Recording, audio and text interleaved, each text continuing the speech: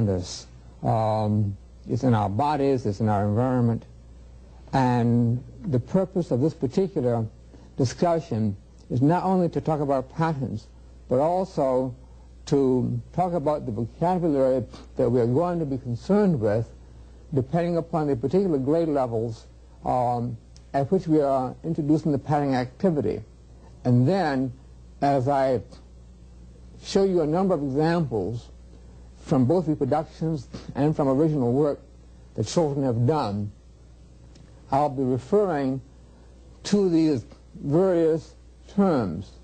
Now, for example, at the kindergarten level or at the first grade level, it will suffice for us to simply talk about patterns.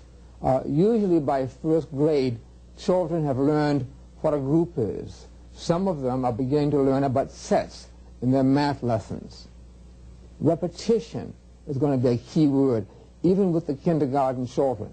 Now, with kindergarten and first grade, I would probably limit my vocabulary to possibly these 2 or 3 words: pattern and repetition, possibly group. But now, let's say we've got a second or third grade class, or from second grade on, really. I think we can start expanding the relevant vocabulary.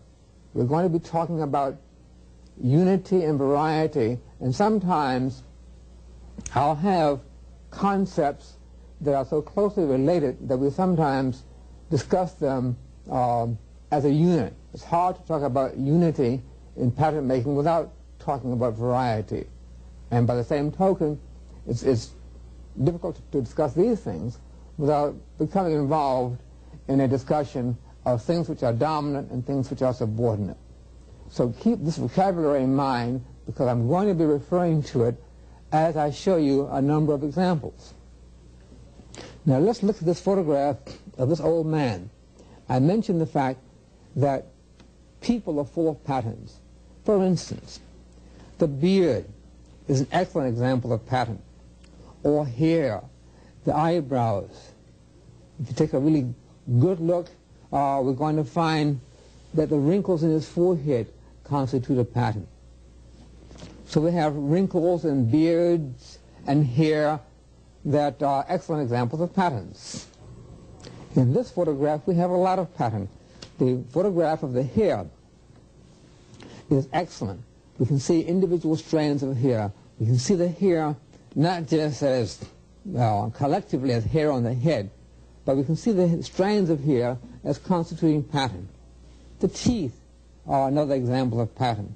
And then, of course, the clothing itself is an example of pattern.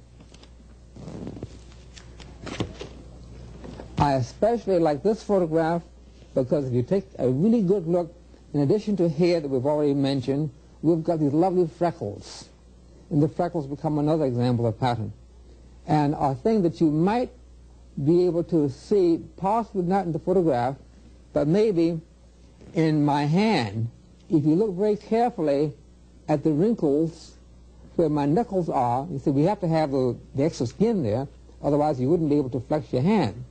But when the hand is open, the wrinkling of the flesh around the knuckles also is another example of pattern.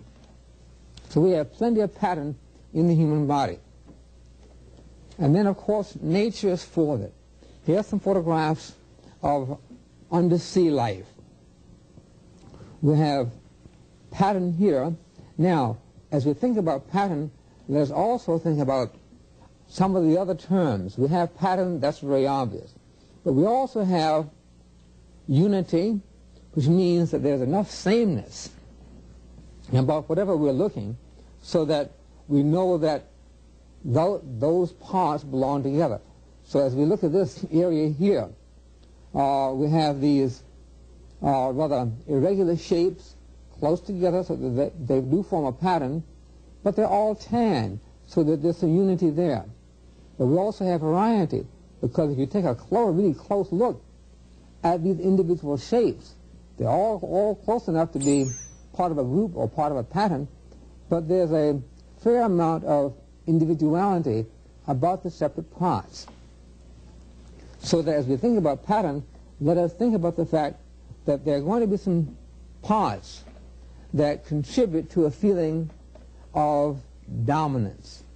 Now, dominance means that there's something more important about some aspect of a thing than some other things. So here, for instance, tan would be the dominant color. Now, we've got some other examples of pattern in nature. In our string beans here, the translucent shell shows us the pattern made by the little beans inside. Or in this close-up shot of a pine cone, we get a good feeling for repetition. But we have dominance, for instance. Tan is your dominant color. In the pine cone, the basically triangular